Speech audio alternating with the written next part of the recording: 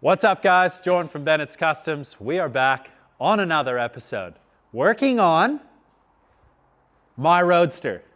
Finally, it's Saturday, I'm in the shop, I'm eager, I'm excited. You can see it's rolling. Quick change in, I did a massive modification to the rear cross member.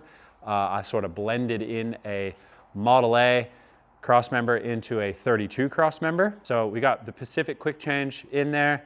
I got the wheels and tires on. You guys can see that. These are the Wide 5 Rocky Mountain brakes. So I'm extremely tall, as you guys probably have noticed. I am 6'7". I do not belong in these Model A's. I belong probably in a 32 or a Model 40, but that's not gonna happen anytime soon. So I want to make a little bit more space for myself. And a lot of you guys are gonna go, this is pretty wild, but hear me out. What I wanna do is remove this back section back about 2.5 inches. And I know that might sound goofy because it's gonna elongate the roof that I will make in the near future. That's gonna be a pretty heavy chopped roof, similar to the one that I had on my green Roadster, but obviously a lot lower. But this is a Model A body on a 32 frame. The front hood, everything is extended about 2 inches. The rear frame horns, I didn't cut them right off. I've sort of bobbed them and left them kind of hanging out the back. So the whole car is essentially elongated. So by moving this back 2 inches and kind of having a little bit longer of a roof, proportion-wise, I don't think you're gonna notice it. And that's the whole goal here, is to gain a little bit of room, but without seeing it. So you're gonna watch me do it, but I'm hoping by the time it's done, you're really not gonna notice it too much. And if you can imagine you're sitting in a car, in a seat, and you lean that seat back so that you have 2 or 2.5 inches of recline, that's a lot. So I can get my butt all the way back, section down into the floor, and be sitting in this thing. I wanna be head low, arm up on the door. I don't wanna be sitting in it like I do now, like I'm riding on a kid's little car. So it sounds crazy, but I think I can do it. Carl and I were having a little phone chat the other day, and Elio's Roadster was there, and he kind of went out and we did a little video, and I've kind of wrapped my head around it. So I'm gonna tackle it. It's nerve-wracking because this body is very, very nice and the patina is perfect. So I'm gonna measure 30,000 times, hopefully only cut once, and we're gonna set this whole thing back, gaining a little bit more room. It's gonna be really fun, lots of intricate work. I'm not just gonna be driving this car around town. I'm gonna be driving this car strictly across Australia. So I gotta be somewhat comfortable to be able to get all the way over there and all the way back. But anyways, let's get straight into the video. Okay, so this is a real rough layout of what I wanna try and create.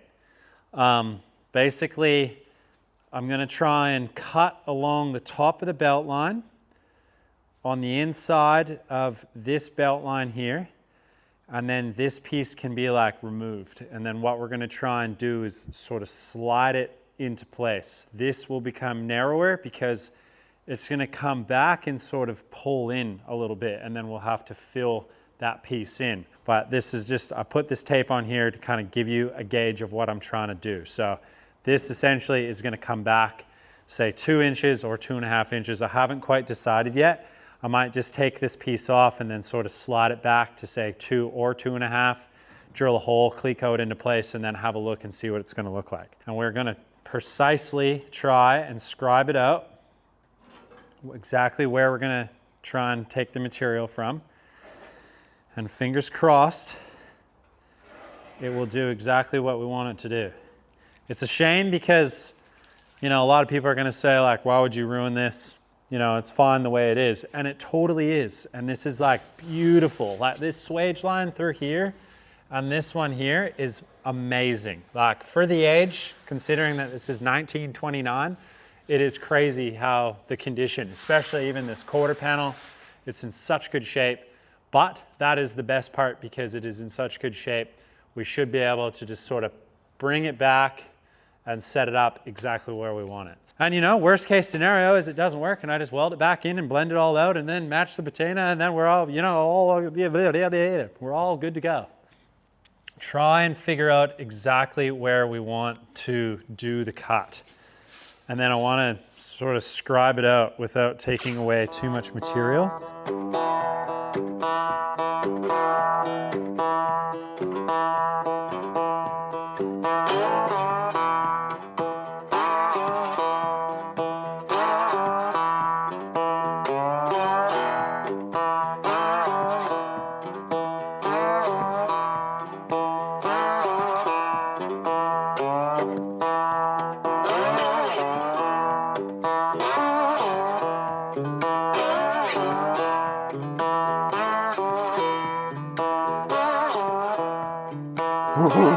This is very nerve-wracking. All right, so we got our layout put in there, and I'm just gonna go for it, you know? Measure once, cut twice.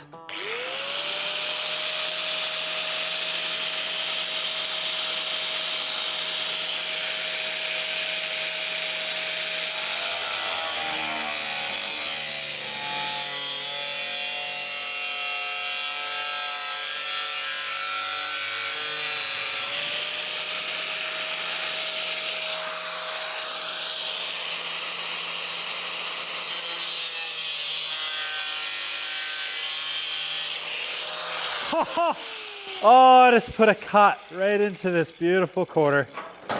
All right, well, we're on now. I am nervous, 100%. I would be lying if I said I wasn't, but, you know, we can always fix what we do.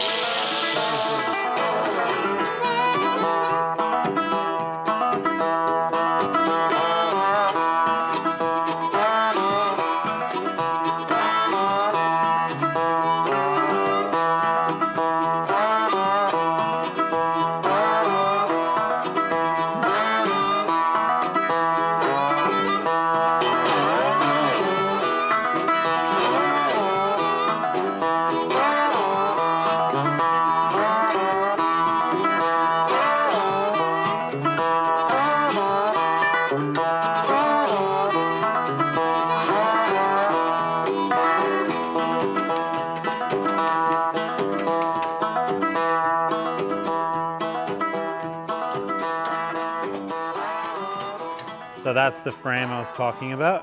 You can actually see that it's split, so it's kind of nice that I can take this off. So what I'll do is I'll probably just drill out the rivets, pull this bit out. We can wire wheel, clean this all up. We'll do the same one here, especially with that old repair. And I'll just clean up. These are the old spot welds where they came off. And then we can obviously clean this up. We're gonna have to clean the edge up inside anyways, but then we can just put some copper weld through primer, or we could even pour 15 this inside bit, and then we can just put them together. So there is the piece. We've taken it off. So I have 100% fully committed to trying to make this work, which I'm super pumped on. So let's see if our logic was kind of right.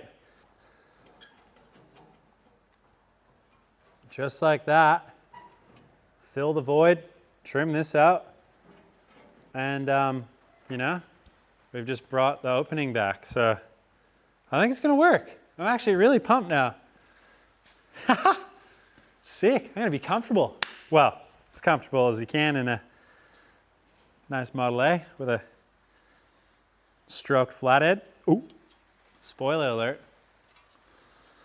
Yes, I've gone down the wormhole, and I've probably pretty convinced that I'm gonna be doing a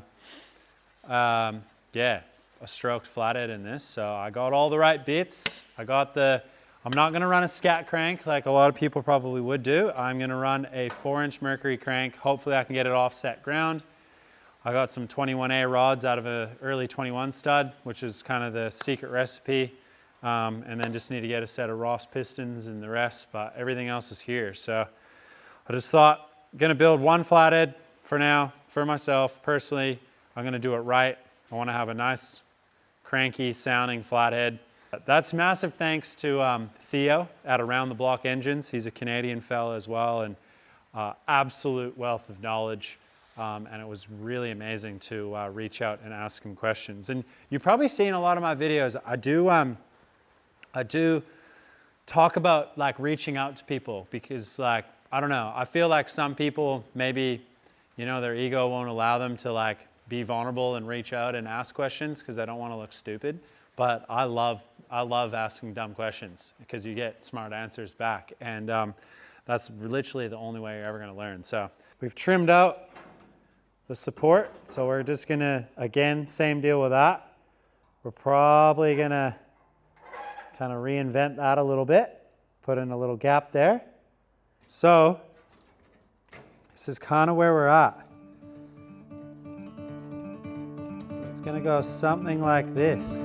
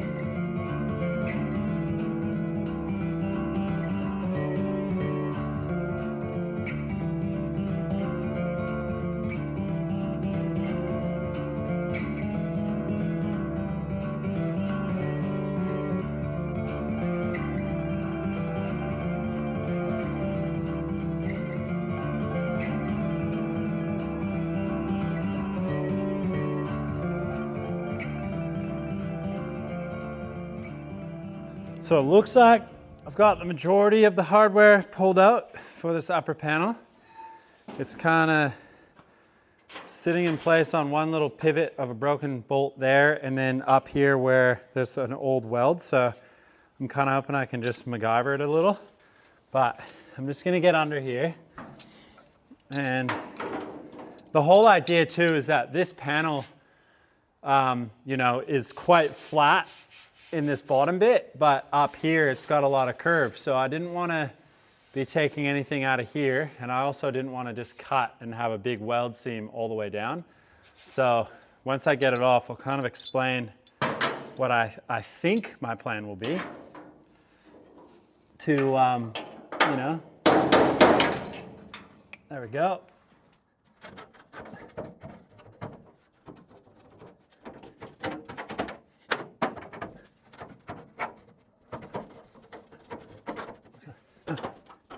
Okay.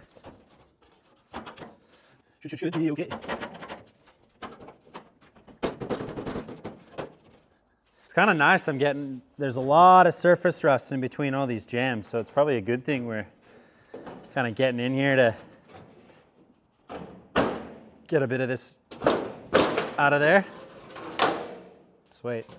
So there you go. Upper panel. Woohoo! So the cool thing about this is, from memory, I want to say it's actually one piece and it's folded right over. So this piece comes and then folds over and then comes down. So we are going to try and figure out what the best way to shorten this. So this is going to be the key factor. So as long as I shorten this, whatever, you know, we want to do as far as distance, that 2 or 2.5 inches or whatever, then this will just slide back down naturally to where we want it, less the amount we cut off, and then our quarters can line up to this. So as long as this is dead square on both sides, everything should line up. And we are just going to clean up all of these edges along here on both sides. Probably just give this a quick skim on the inside just so it's clean, so we can see what we're working with, and then we can kind of go from there. So then we're going to figure out what the best way to cut and shrink this is.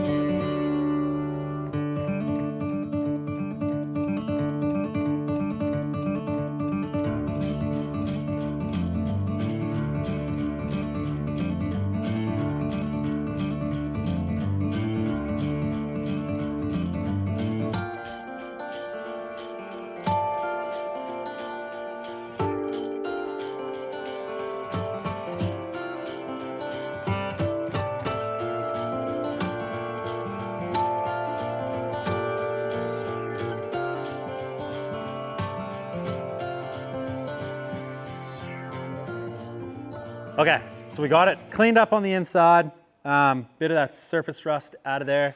I just hammered and dollied our little flanges on the ends and as well as the back bit. So I was trying to explain to you before, if you can imagine, this is sort of what it looks like. This is our back deck bit, and then it folds under itself and then comes down like that. And then this would be where the gutter comes in, and then your trunk kind of falls on that. So that is what this looks like through here. In order to get that with the straight line and that curve, I don't know if I have enough material is what I'm a little bit worried about. So what I'm thinking, I might cheat a little bit, but you wouldn't really be able to notice it, is I may utilize this piece again because it's got the shape already, so I don't have to, use the bead roller to do a tipping, tip that shape in there. I might just skim along the top of this with the sander because this is, once I eliminate that little corner bit, this will become two pieces. So now this piece will come off. Then we have our setup right about here. Runs to there. I've already just kind of roughly got a scribe line. So that is how much we're going to eliminate. It's 60 mil. So just, is that just over 2.5? Sometimes my measurings, yeah. Bigger side of 2.5, 2 5/8. So what I'm going to do is I'm going to come back from this line, measure this distance, which is 12 mil. I know I'm a chameleon when it comes to imperial and metric. And then what I'm going to do is utilize this piece, and we're going to break that piece, and then I'm just going to hammer it over it. So we're going to use this guy. So this will be like that, and then we're going to have our new piece come over. We're going to break it right there, and then we're just going to fold this over. So it'll have 3 pieces. It doesn't matter if it's a little bit thicker there because nothing's there. It's totally fine. So I think that's going to be the easiest way. That way there's no welding, there's nothing done. I don't have to use the bead roller to try and make my own little shapes and stuff like that. I just don't think I can get this tight of a break 90 degrees and that one with the material that I have. So I think that's the way I'm going to roll with it, whether or not it works.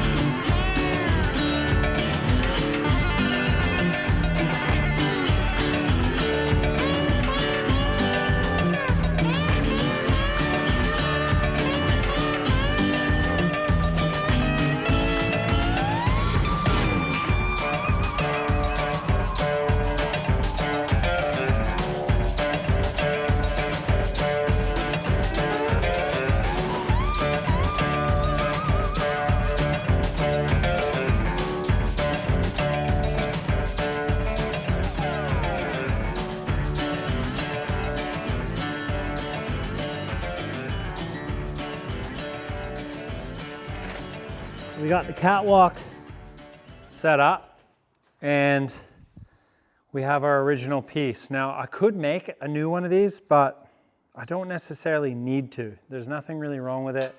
We're gonna be welding these areas up anyways when we plug weld it. And these are all where the factory hardware goes and everything lines up. So I'm gonna utilize it. But before we go and stick this piece in and hammer this edge over, I would like to just clean up and then maybe put some copper weld through primer in those areas where we're gonna obviously, you know, pinch those layers together. And then eventually we can, you know, pour 15 this once it's all together, but everything will be sealed with a bit of primer. I am using the Ranex Rust Buster. You guys have seen me use this. Also could use the Galmet as well. That works really well. But this stuff's got like a really good acid in it. So it's really gonna kind of bite into that surface rust. So I just apply it, obviously with a red Scotch-Brite. I'm gonna make sure that I don't get too close to these holes because I don't want it to leak through onto the other side and sort of ruin the patina that we've, you know, tried to obviously preserve.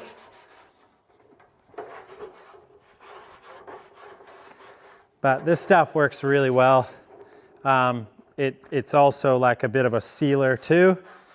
It smells like it should be able to do something. If you could smell it through the TV, it would burn the nostrils a little bit. So you should wear a respirator.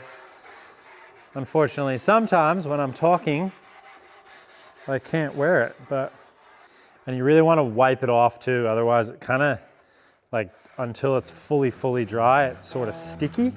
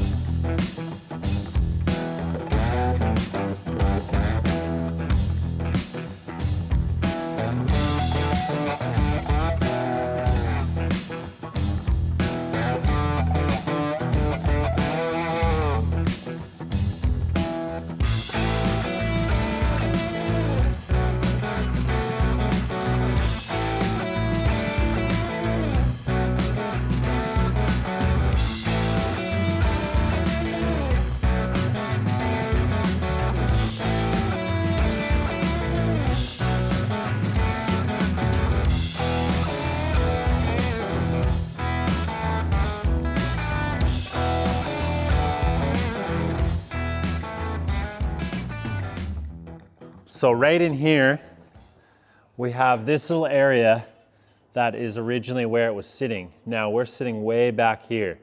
So what I would like to do is try and keep a bit of the, like, I don't want to touch this. So I want to be able to just slide this whole piece back. That way, once it's slid back the 60 mil, we can then weld this piece in on both sides. Then we can get our catwalk to sit back exactly where we want it so that we know that nothing is out of sorts. Everything is perfectly square where it should be. It's just set back that 60 mil. Then we can start to work out where we're going to put these guys. So they may not exactly slide back on the line again because we need to make sure we keep all the flow and the curve of the panels correct. So by lengthening them, you know, there's going to be a little area in there. We might have to just kind of play around with it. So these are pretty crucial. So what I'd like to do is just try and measure these out, and then we can kind of shoot these back.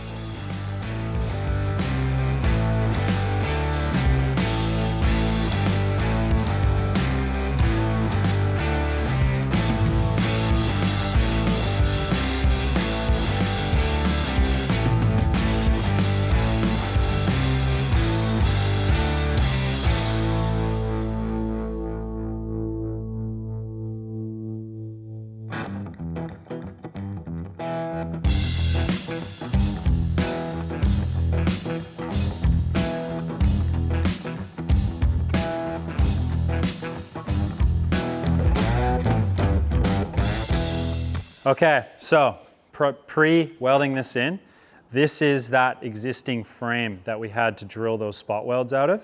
So I've just cleaned this up, hit it with that rust buster to make sure obviously all the rust was, cleaned up and sealed, and making sure that it wasn't going to progress. So this is pretty important though, because this structure really kind of keeps everything quite tight to the rest of this frame. So I need to do this first before we put this in. So pretty simple. I've just kind of hammered it out, smoothed it where obviously it had been kind of tweaked and bashed and bumped over many years. So all I need to do is make a piece in here. It's just a 90-degree break. We'll weld that piece in. Once that piece is fixed into place, then we're going to take this guy. We can line it up exactly where it's going to go.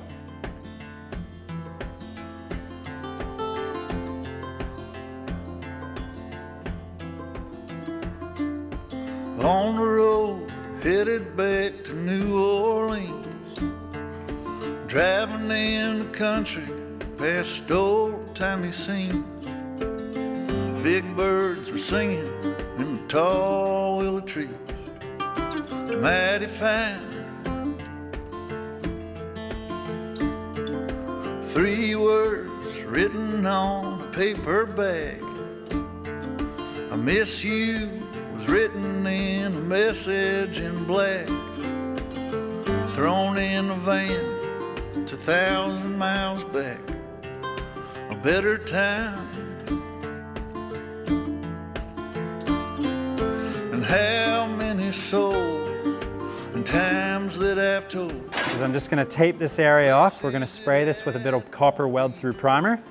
I'm going to do the same for inside here as well, and then we can get to the point of being able to fix these together. So it's, again, we're gonna try and just hold it into place, clamp it where we need it, and then I'm gonna scribe underneath on the bottom side of this to know exactly where that cut's gonna be, because I actually want it to sit inside there. I want it to sit on this piece. This is another support bracket that travels all the way across and down there. That's for that grab handle.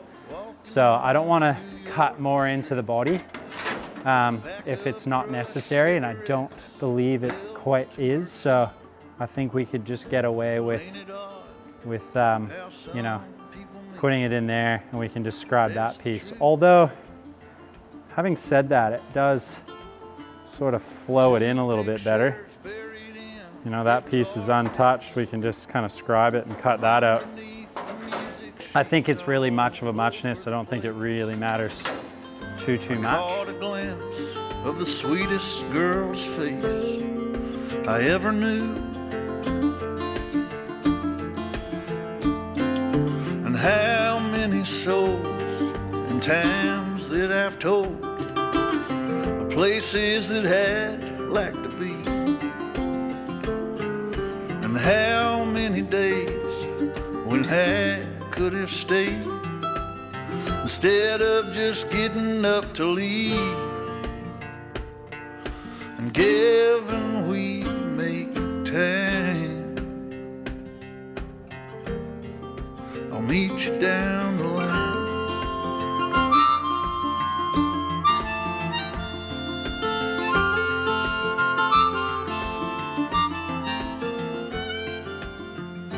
So we got this piece cleaned up, copper weld through primer's done.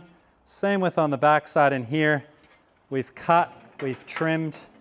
We are really close to getting this actually fitted into place and welded in. The biggest thing is I need to obviously remove the surface rust around the area that we are going to TIG weld.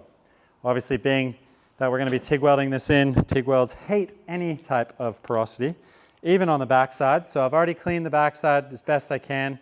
And we are just going to use a little red Scotch-Brite, so I'm not taking too much material off, but we're just going to run it along here. I'm just allowing about 1/4 inch, so that should be enough to be able to get a nice clean weld along there. Hopefully something we can blend out without going too far out, but we are modifying it, so we know we're not going to be able to preserve the patina too perfectly.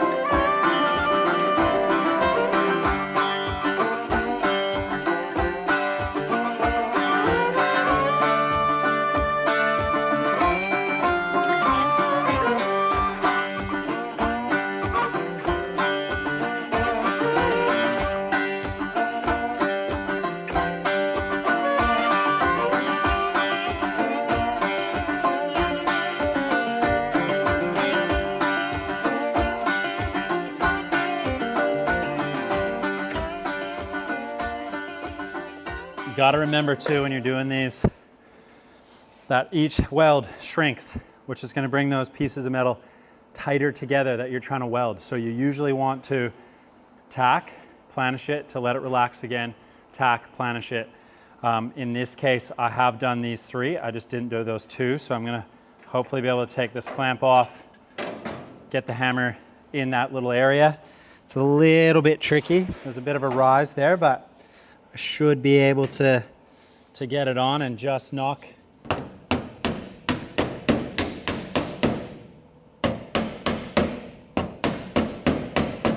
Might have to get a different hammer, but you want to make sure they open up.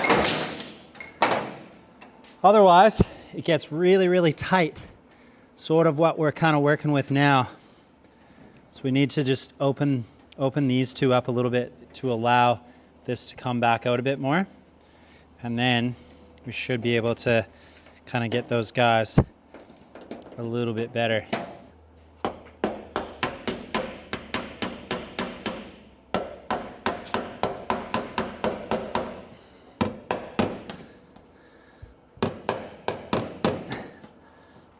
Really quite difficult to find that.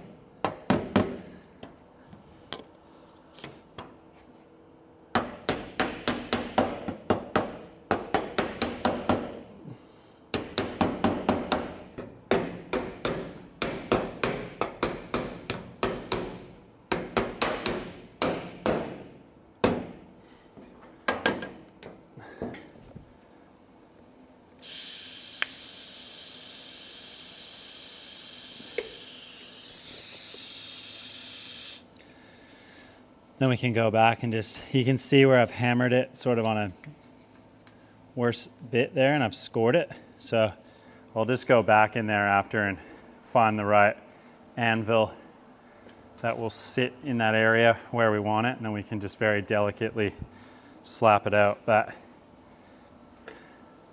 to try and get it, might be able to use it, like a nice little pick hammer end would be good.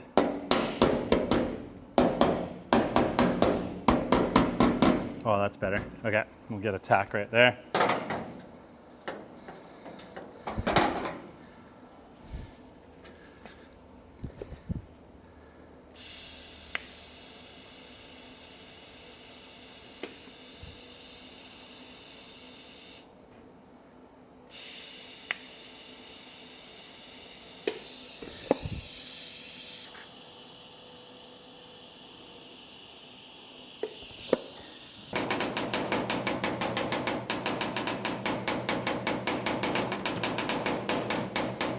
Oh yeah, that is nice.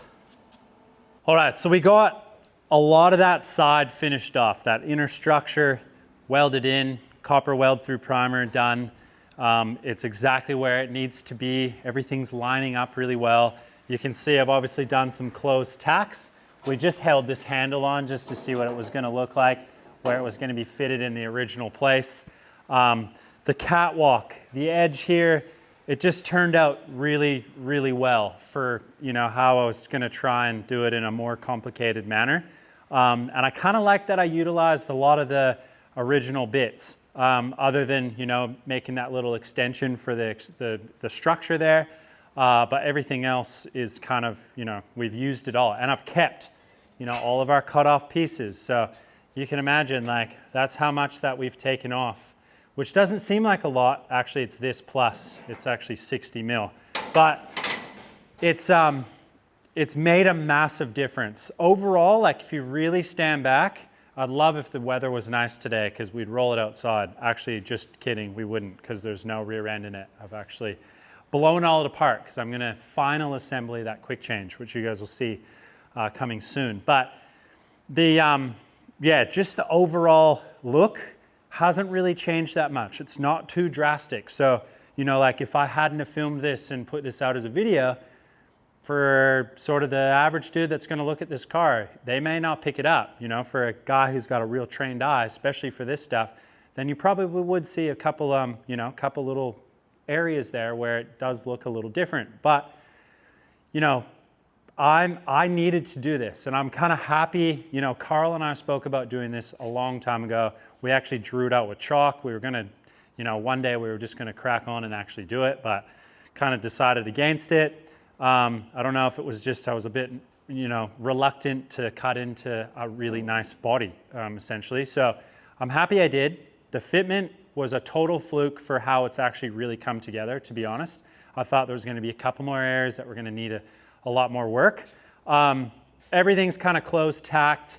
And what I'd like to do in the next video on the Roadster is that one will be finished off. We'll jump over onto this side and do it. And then I really want to get in depth with creating those little pieces, those little elements that we need to put in there in order to, bring those two top beads together. So I want to try a new way of kind of molding it and utilizing that. And then I'm going to try a different way of actually making a set of profile dies for the power hammer. I want to try and get them as accurate as possible.